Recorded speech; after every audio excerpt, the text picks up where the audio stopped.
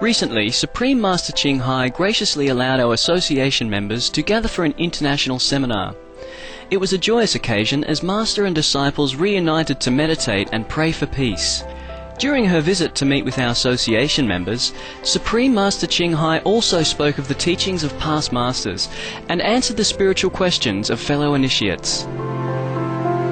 Throughout the ages, compassionate enlightened masters have urged people to surrender to the greater universal power by seeking the divine within, from which all other goodness and happiness follow.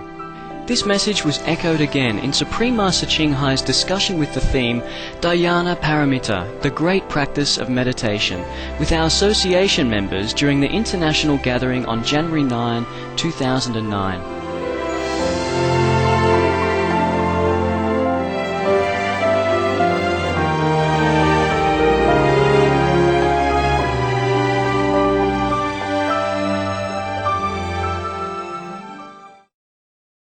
It's been a long time since I read the Diamond Sutra. I read them when I was younger, 20-something. And I revered it like a treasure because my monk masters, told me that this is the ultimate of all the sutras. You have to revere it. Then you will understand everything. Then you'll be liberated. Then you are a true good Buddhist. So I read, I read very fast because it's a long one. So I read faster than now, of course. In the morning I don't have much time. That's why all the monks, they keep the rhythm with the wooden fish, And then he read faster than Musita. The man who has the world record for faster speaking. And the Buddhas had taught many sutras like this. And they're all precious, according to my monk's teacher at that time. But they just give you one at a time, because if they give you everything at one time, nothing is precious anymore. Okay, now we continue with this. It's very short, it's only 1.5 pages, and we had fun. Okay, now, the Buddha continued. He said, Subhuti, suppose there should still be a disciple who asserts that the Tathagata had some ideas about the Dharma that guarantee him in seeking to attain Anuttara Samyak Sambodhi. Be it understood, Subhuti, that the Tathagata truly had no ideas of the Dharma that warranted him in seeking to attain Anuttara Samyak Sambodhi. Okay. Yeah. Now you understand, right? You know what Tathagata is? It's a Buddha. It means a Buddha. Okay. Also the same. Just one of the name of the Buddha. Like sometimes you say to God, Oh God, Almighty, All Merciful, Omnipresent, Omniscience. Different. Now the Tathagata means a Buddha. If even somebody, some disciples of the Buddha proclaim that, the Buddha has a method, of enlightenment, just like we say Kuan Yin method, for example.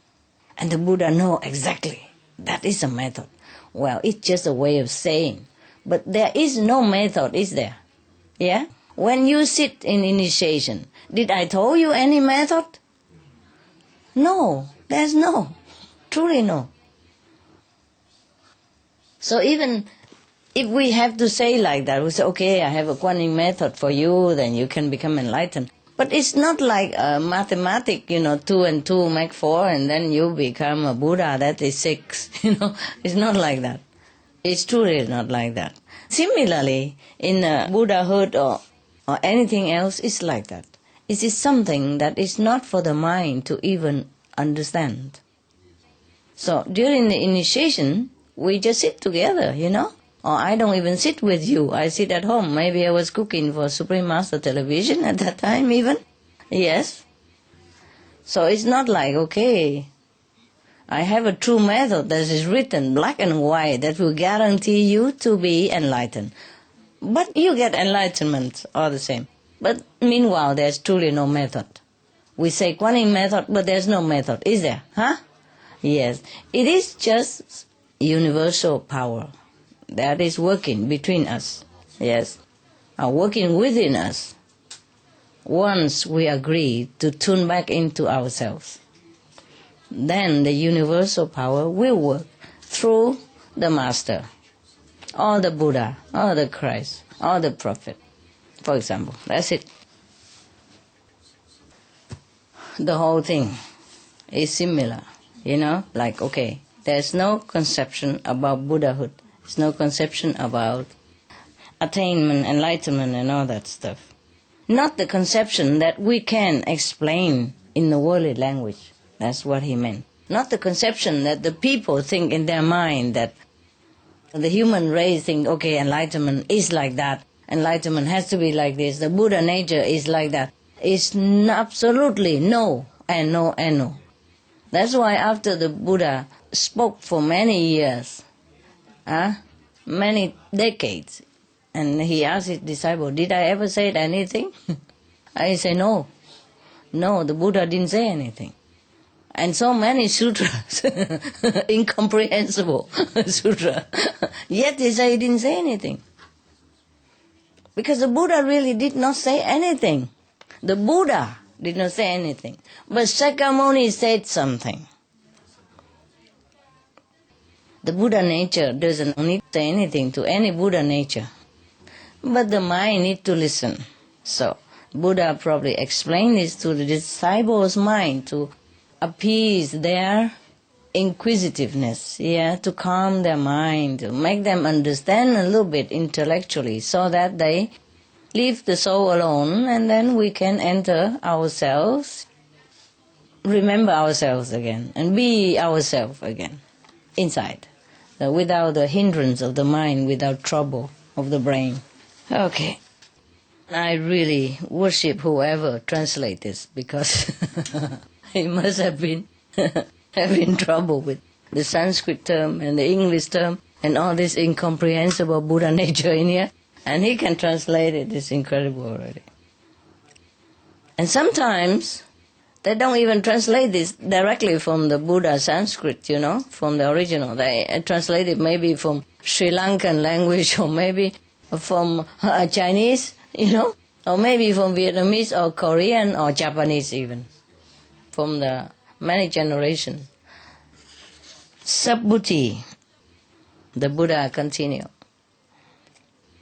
The Buddhahood to which the Tathagata attained is both the same as Anuttara Samyak Sambodhi and not the same.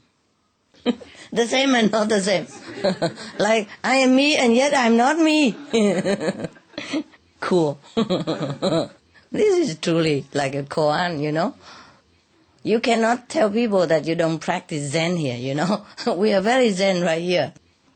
The same but not the same. This is only another way of saying that the phenomena of all things is of one suchness with Buddhahood and Anuttara Samyak Sambodhi, and that it is neither reality nor unreality, but abides together with all phenomena in emptiness and silence. Inconceivable and inscrutable again. Wow. Okay. In that case, we don't bother, It's inconceivable. Why bother? After all, it's inconceivable. Subhuti, that is why I say that the Dharma of all things can never be embraced within any arbitrary conception of phenomena, however universal that conception may be. That is why it is called the Dharma, and why there is no such thing as the Dharma. Wow, there we are. Okay, so whatever it is not it, okay? Now we got it, okay? Whatever we got it is not it. Right. Wonderful. That's why it's called diamonds. Wow. So the Buddha say that everything has the same essence, in this essence. It is either not reality or unreality, but abides together with all phenomena. All phenomena mean all things that's created, All their creation. in emptiness and silence. Plain language is that we all have that essence within us. Yeah? And that essence is quiet. It doesn't even talk. Just abide in emptiness and silence within us. Yes. There's nowhere that essence is holding on to. So you can only say that it abides in emptiness and in absolute silence. If that essence were to be so loud every day, talking to us all the while, then what would we do? You see what I mean? The Buddha nature. Just abide within all things, but all quietly, without any attachment to anything. Therefore, we do not understand it. Therefore, we do not see it. Therefore, we cannot perceive it. But we can perceive it in silence also, and in emptiness. We have to also become emptiness. We have to also become silence in order to perceive the things that abides in the emptiness and in silence. That's why we meditate in silence. We merge again with emptiness and with silence. And then we perceive that which is ourselves, which is, the essence of all things. And that's why we perceive that all things are one together. At that moment, the moment of deep concentration, we perceive somehow that we are all one. But at that time, we don't even feel that we and everything are one. It's just oneness. There's just oneness, one thing. So it's still inconceivable and inscrutable. Sosabuddhi. That's why the Buddha say the Dharma. Dharma means teaching in Hindu, in Sanskrit. The Dharma of all things, the essence of all things, the true essence, the true teaching, the true name of all things, cannot be embraced. You cannot understand in any of the arbitrary conception of this worldly language. That's what the Buddha means. That is why it is called the Dharma, and why there is no such thing as a Dharma. Okay, we stop it here because that's it. Okay. Isn't that wonderful? Yeah? Okay. Do you still want to seek your Buddha nature since it's not a Buddha nature? You want to still come here to learn the Dharma since it is not the Dharma? So what do we do? You still want to sit around, yeah? Still want to know Buddha nature, yeah? In silence, yes. Well, all the things that you said to me, like, oh, Master, I meditate and I reap big benefits. Yes, I have this and that, miracles happen to me. These are just small things. Yeah, these are just the little toys for comfort while you are in this transient and suffering world. But Buddha nature is yourself. It's something greater than all these phenomena, greater than all these miracles. So don't be so happy just some miracles happen. Okay? Strive further. Go more inward. You have to aim to get the real essence of all things. Yeah? The real self. Yeah? Do not stop at miracles. Miracles happen all the time, whether you know it or not know it. Why? You are a miracle. You are the treasure of miracles. And when you awaken that miraculous power within you, things all come out. All sorts of things come out. Like this box here is full of candies. If they cover it, you don't see it. I just empty it all out and then you see all sorts of candies. It's originally in there already. Okay? It's like here you don't see anything but the juice in it. Yeah? If you open it and you put out, all juice come out. So, either you think Master make miracles for you, or either you think you have miracles within you. Both are correct. Because we are one. Okay? Your treasure is my treasure. Okay? Your problem is my problem. It's just the time and space and physical condition separate us, make us think that we are not one, but we are one. That's all there is. Okay, and so we have to seek this oneness. Yeah, seek the true nature of all things. Within the tree, within the stones, within the fish, within the worm, within the insect. Yeah, within yourself. This is what we want to seek, because we are all one. So if you're liberated, then all the things that liberated also. That's why the Buddha say, truly, if you sincerely want to deliver all sentient beings, then all sentient beings will be delivered, but none will be delivered at the same time. Because we are one, so there's no sentient beings.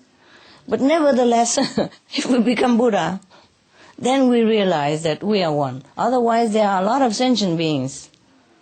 Yeah? Because we don't realize the oneness yet. But once we truly want to deliver all sentient beings, then we became Buddha. And then everything is free. Not the 5 generations, but many generations.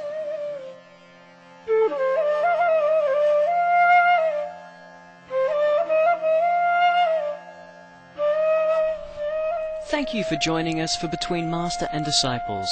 Healthy Living is up next right after Noteworthy News here on Supreme Master Television. Heaven bless your days with sunshine, happiness and smiles. For more details, please visit www.suprememastertv.com/BMD